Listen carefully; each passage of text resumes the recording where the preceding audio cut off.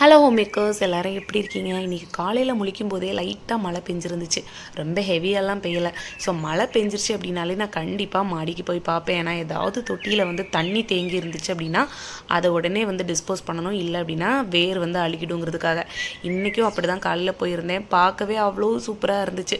தண்ணி தேங்குற அளவுக்குலாம் மழை பெய்யலை. ஆனால் லைட்டாக ட்ரிஸ்லிங் இருந்தாலும் எல்லா செடியும் அவ்வளோ புத்துணர்ச்சியோடு இருந்துச்சு.